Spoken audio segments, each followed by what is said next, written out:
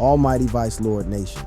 These cats been holding it down since way back, and I'm talking about founded in 1957 by Edward Pepolo Perry and his crew at the Illinois State Training School for Boys. The Vice Lords represent one of the oldest and most respected street organizations in Chicago's history, and with an estimated 50,000 members deep, they've spread their influence far beyond their original West Side stomping grounds in North Lawndale to cities like Detroit, Memphis, and Milwaukee. Let's start with the mainstream cats who really made it out the hood and put their sets on the map. Polo G, who's definitely one of Chicago's hottest exports right now, reps conservative Vice Lords from that Weehawken City area. His albums like Die a Legend, The GOAT, and Hall of Fame have been topping charts nationwide, but they never forget where they came from or lose sight of those street origins. When you hear bangers like Pop Out with Lil Che, that's not just catchy hooks and melodies. That's authentic representation of the Vice Lord experience in modern Chicago, straight from the trenches. The Down South connection runs deeper than most people realize. Moneybagg Yo, the Memphis heavyweight who's been getting major bag, represents traveling Vice Lords, showing how the organization's influence extends way beyond Chicago's borders into the dirty South. His albums, A Gangsta's Pain and Speak Now, have been dominating Southern rap charts while keeping those Vice Lord roots strong. Similarly, Key Glock, another Memphis street legend, is affiliated with TVL through his Paper Route Empire connections, proving that paper chase mentality transcends geographic boundaries. But here's a connection that might surprise some of y'all suburban hip-hop fans. Freddie Gibbs, the critically acclaimed spitter from Gary, Indiana, who's been dropping heat for years, has ties to conservative Vice Lords. The Four Corner Hustlers deserve special recognition because they produce some genuinely iconic figures in the game. Twista, the Chicago rap legend known for his lightning-fast delivery that had head spinning, has connections to 4CH. His albums Adrenaline Rush and Kamikaze helped define Chicago's sound in the 90s and 2000s, bringing that Midwest flow to the masses. Even more surprising for some folks, Common, the conscious rap icon who's been dropping knowledge, has early environmental connections to Four Corner Hustlers, though his music obviously took a completely different direction toward that positive, uplifting vibe. The underground and emerging scenes tell equally compelling stories from the block level. 147 Cowboy represents Four Corner Hustlers from Chicago's South Side. Then there's Lud Foe, known for his aggressive delivery in that Raw No Hooks series, who represents the renegade side of Four Corner Hustlers. What's particularly dope about Vice Lord influence in hip-hop is how it's created entire musical collectives and crews. Groups like Crucial Conflict had members representing different VL sets, Cold Hard from UVL, Wild Style from CVL, Never from TVL, and Kilo from 4CH, showing how these street affiliations can bring together diverse talents under unified artistic visions, creating that family atmosphere in the studio and on wax. The geographic spread is absolutely wild when you really break it down. From YNJ holding it down in Michigan to the BTG crew representing in New Bedford, Massachusetts, Vice Lord influence has shaped rap scenes across the entire country. Black Disciples.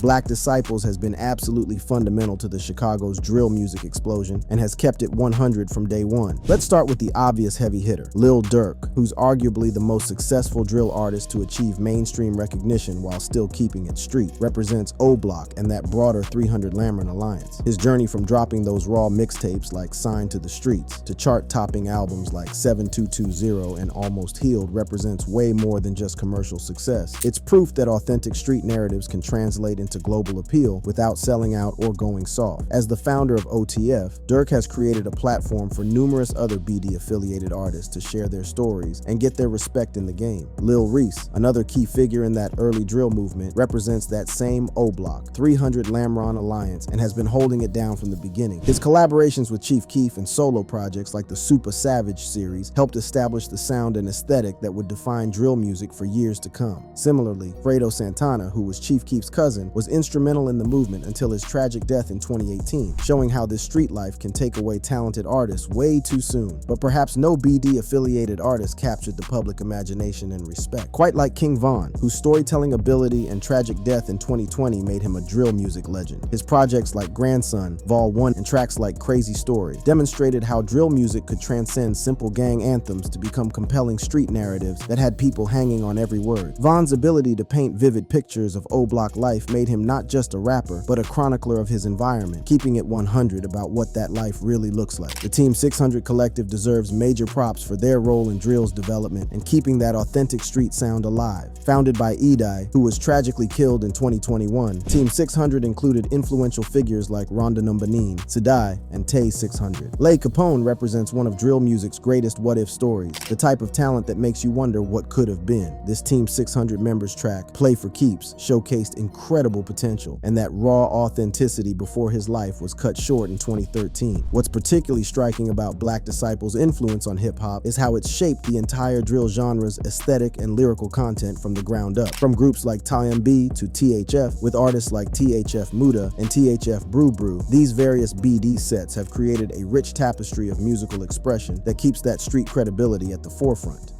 Black Mafia Family. The Black Mafia Family is a Detroit-born drug organization founded by the Flannery brothers, later turning into BMF Entertainment, the music label that tied their empire directly to hip-hop. Young Jeezy represents the most significant mainstream artist associated with BMF, though his connection was more about promotion and business than actual operations in the streets. The Atlanta Trap King's early career got major support from BMF Entertainment, particularly through Demetrius Flannery's promotion of his music in Atlanta's influential strip club scene around 2003. Albums like Let's Get It, Thug Motivation, 101, and The Recession helped establish that trap music sound that would dominate Southern hip-hop for years to come, and Jeezy's references to Big Meech in tracks like Rick Ross's Hustlin' remix demonstrated his respect for BMF's influence and street credibility. But the crown jewel of BMF Entertainment was definitely Bloy Da Vinci, the only artist officially signed to the label and getting that BMF cosign. Originally from Carson, California, and affiliated with the ES 190 Del Amo Block East Coast Crips, Blue brought that West Coast gangsta rap flavor to Southern hip-hop culture. His 2006 mixtape, The World Is BMF's, was nominated for a Source Award, and his videos like We Still Here were absolutely legendary for their lavish production value, some costing up to $500,000 funded directly by BMF's drug profits, and showing that money was no object. Rick Ross, though never formally affiliated with BMF, heavily referenced their lifestyle and influence in his music and built his whole persona around that energy. His 2010 banger BMF, with that iconic line, "I think I'm Big Meech," demonstrates how BMF's reputation for extravagance and that boss lifestyle became a template for hip-hop's portrayal of success and power, influencing how artists present themselves and their money. The underground BMF roster included several notable artists who helped establish the organization's musical credibility in the streets and the industry. Uwe was closely tied to BMF Entertainment, appearing on tracks like Still Here with Bloy Da Vinci and E40. The organization's downfall came when the Flannery brothers were arrested in 2005, convicted in 2007, and sentenced to 30 years in 2008 for running a continuing criminal enterprise. Terry was released to home confinement in 2020, while Demetrius was released in October 2024, but their cultural impact on hip-hop extends way beyond their prison sentences and continues to influence artists today. BMF's alliance with Folk Nation gangs like the Gangster Disciples and Black Disciples, as well as their ties to various Crip sets, influenced their hip-hop connections and street credibility. Artists like Bloy Da Vinci brought these West Coast Crip connections into Southern rap culture, while their relationships with Chicago-based gangs helped establish networks that would influence rap scenes across multiple regions and create that nationwide BMF mystique. The modern legacy of BMF continues through artists like Bloy Da Vinci's continued collaborations with underground artists like Tabius Tate, Flyboy Pat, and Calico Jones. Black Spades.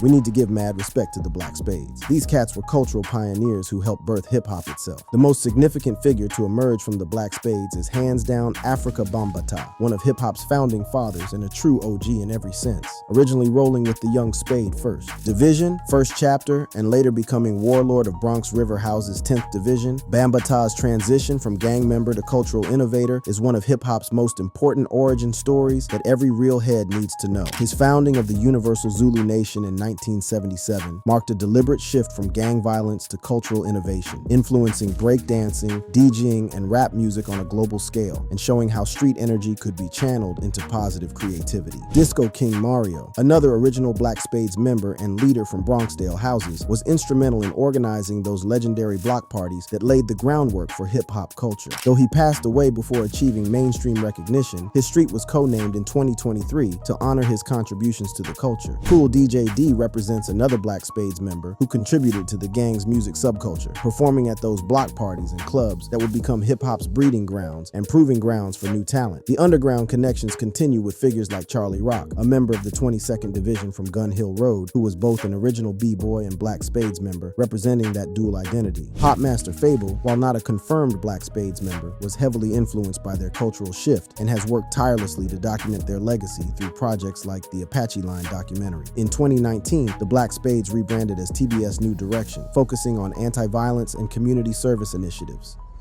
Bloods. Bloods have been putting that red flag up and representing hard since day one. Let's start with one of the most surprising mainstream connections that had suburban kids and hood cats equally shook. Lil Wayne, who has referenced his ties to mob Peru Bloods from New Orleans. While some real street cats have questioned whether his affiliation is authentic or just for the image, Wayne has consistently showed love through music like Bloodwalk with YG and his use of red bandanas. Cardi B represents one of the most openly acknowledged Bloods affiliations in mainstream hip-hop, and Shorty keeps it 100 about her background.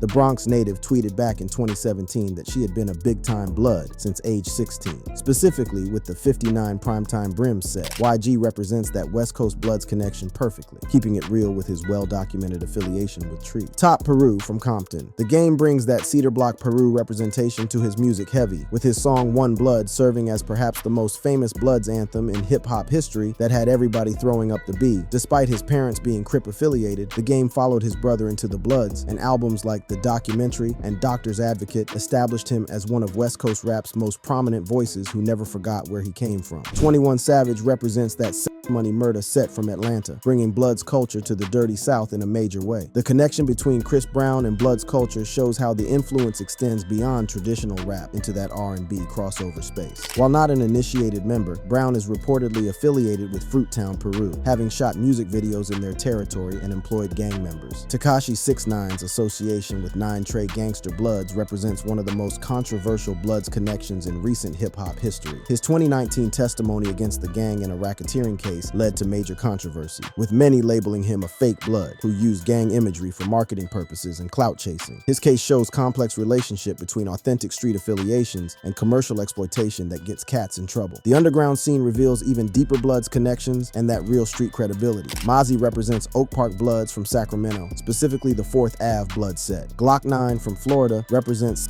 Money Murder Bloods, with drill-influenced tracks like 223S, reflecting that Southern Bloods culture and showing how the movement spread nationwide. Similarly, Anti-Day Menace represents Atlanta Blood Gang affiliations, showing how Bloods influence has spread throughout the South's emerging drill scenes and influenced that new generation sound. Be Real of Cypress Hill represents that earlier generation of Bloods-affiliated artists who helped establish the connection, having been involved with neighborhood family Bloods in Southgate, California during his youth. After surviving a shooting in 1988, he distanced himself from gang life. Artists like B. Brazy from Denver Lane Bloods was killed in 2003. Crips.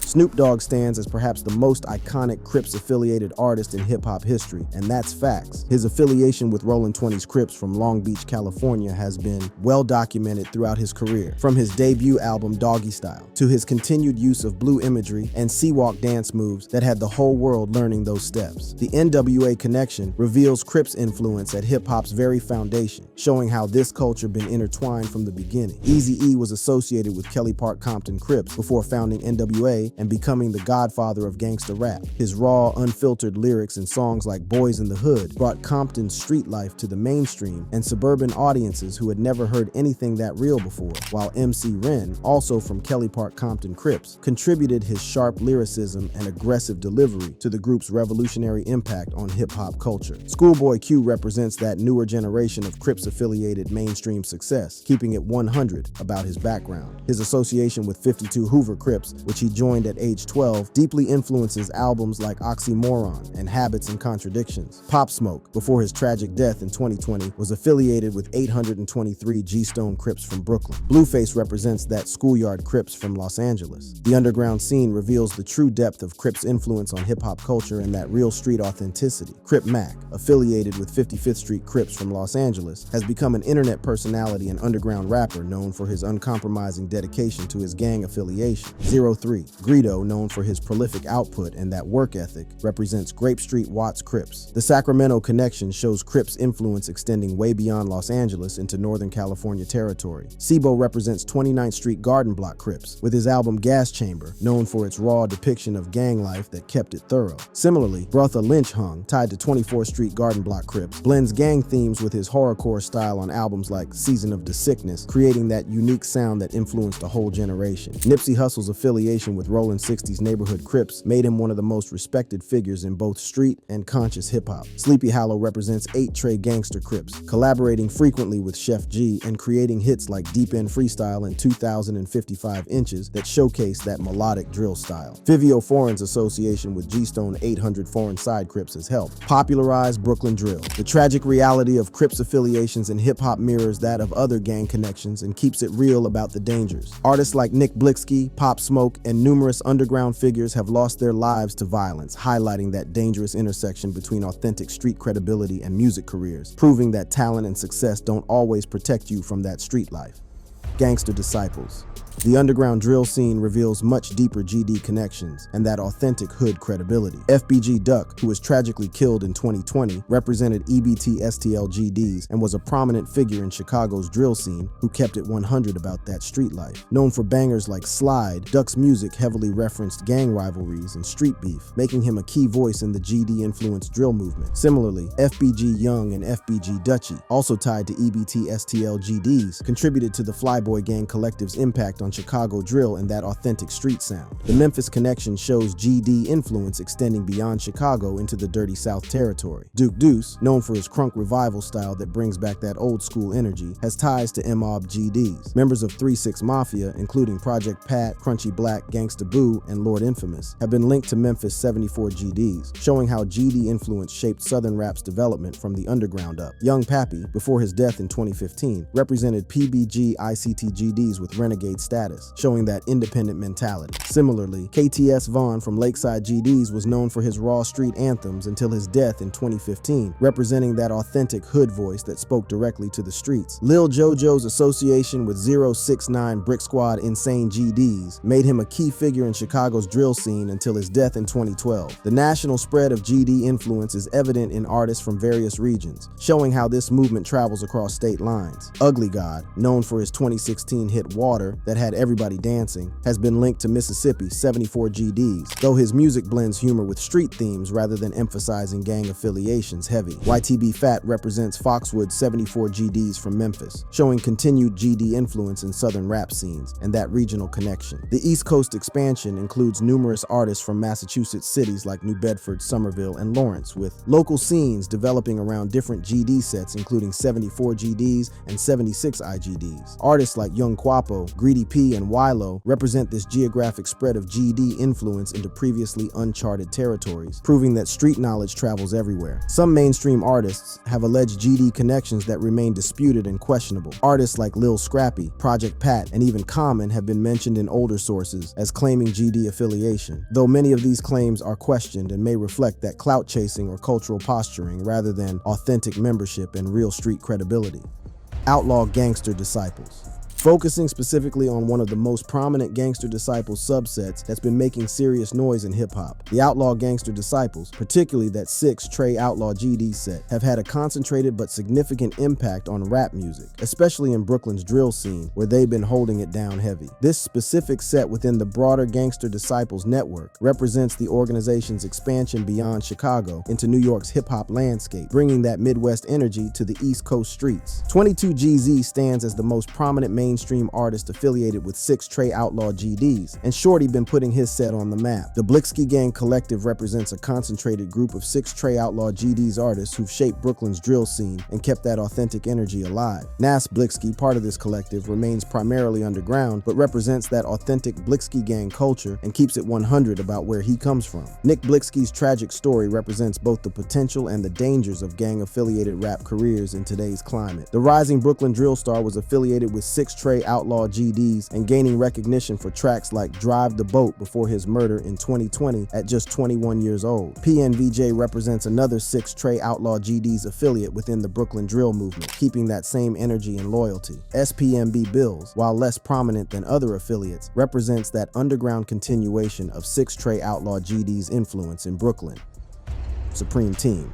founded by Kenneth Supreme McGriff in the Baisley Park houses of South Jamaica, Queens during the 1980s. This wasn't just another street crew getting money. It was a sophisticated criminal enterprise that understood the game on multiple levels and generated up to $200,000 daily at its peak in 1987. They were moving serious weight and getting that bag heavy. 50 Cent represents the most direct and controversial connection to the Supreme Team, and his story is wild. Born and raised in South Jamaica, Queens, Curtis Jackson was operating in the same streets controlled by the Supreme Team during the 1980s and early 1990s, grinding in that same environment. His 2000 track Ghetto Quran explicitly detailed the Supreme Team's operations, spitting bars about Kenneth McGriff and Gerald Prince Miller, with lines referencing how cats feared Prince and respected Preem. This song reportedly led federal authorities to allege that McGriff ordered the attempt on 50 Cent's life in 2000 when he was shot 9 times, showing how keeping it too real in your rhymes can have serious consequences. Nas, while not a direct Supreme Team affiliate, was heavily influenced by their presence in nearby Queens territory. The Queensbridge legend directed and narrated the 2022 Showtime documentary Supreme Team, demonstrating his fascination with their legacy and cultural impact on the culture. Jay-Z developed this complex relationship with Kenneth McGriff after the latter's 1995 prison release, showing how street legends and music industry success can intersect. Along with Irv Gotti of Murder Inc., Jay-Z attempted to bring McGriff into legitimate music industry ventures, including funding his 2003 film Crime Partners. Jay-Z's lyrical references to McGriff appear in tracks like Put On, where he spits about putting Preem in his truck and telling him to leave them streets alone, and Talk Up with that line about being what Preem didn't become, reflecting both admiration and frustration with McGriff's refusal to pursue legitimate opportunities. The notorious Big Sis 1997 banger Mo Money Mo Problems contains what many interpret as a Supreme Team reference when he raps about his Team Supreme staying clean with that triple beam lyrical dream flow. Ja Rule's connection came through Murder Inc.'s relationship with Kenneth McGriff, showing how street money and music industry money sometimes mix. Federal investigations in 2003 probed whether the label was funded with drug money from McGriff's operations, placing Ja Rule in the Supreme Team's orbit through his record label connections. What made the Supreme Team absolutely unique in hip-hop culture wasn't just their criminal success and street credibility, but their direct investment in early hip-hop events, booking artists like Kurtis Blow, LL Cool J, and the Beastie Boys for lavish parties that had the whole community talking. The Supreme Team's sophisticated organizational structure, using 5% Supreme alphabet and mathematics as coded languages, armed bodyguards, and rooftop sentinels, created this mystique that rappers would later romanticize in their lyrics and street tales. Their corporate-like approach to drug trafficking became a template for how hip-hop would portray successful criminal enterprises and that organized hustle mentality. McGriff's alleged involvement in high-profile hip-hop murders, including the 2002 killing of Run DMC's Jam Master Jay and the 2001 deaths of rappers Eric E. Moneybags Smith and Big Nose Troy Singleton, demonstrates that dangerous intersection between the Supreme Team and rap music culture. Joey Badass's more recent references to Kenneth McGriff and collaborations like Letting Off Steam with DJ Premier show how the Supreme Team's legend continues to influence contemporary artists, even those who weren't directly connected to their era, proving that street legends never die.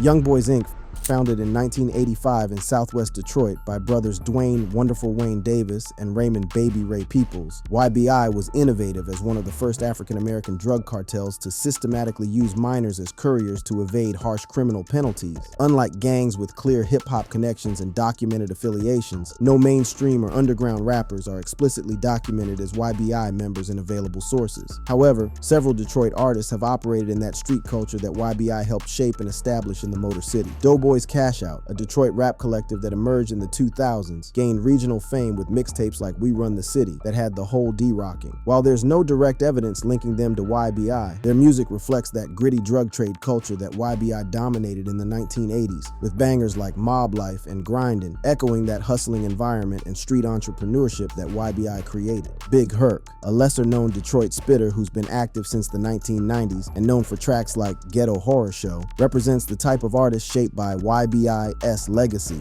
and that street influence. His music often depicts Detroit's street life, including drug dealing and gang activity, placing him in the same cultural environment as YBI's Northwest Side operations around Dexter and Davison, keeping that authentic Motor City energy alive. The limited direct affiliations reflect several factors that suburban hip-hop fans might not understand. YBI's historical timing meant they peaked before hip-hop became dominant in Detroit, creating this generational gap between their operations operations and the city's rap scene development. By the time rap gained prominence in Detroit during the late 1980s and 1990s, YBI had been dismantled due to indictments, murders of key leaders like Dwayne Davis in 1982 and Raymond Peoples in 1985, and the rise of crack cocaine, which shifted drug markets and changed the whole game. The organization's focus on drug trafficking rather than cultural production meant their impact on hip-hop was indirect. They created that street culture and hustling archetype that later Detroit rappers would draw upon, but they weren't actively cultivating musical talent like some other organizations we've discussed throughout this breakdown.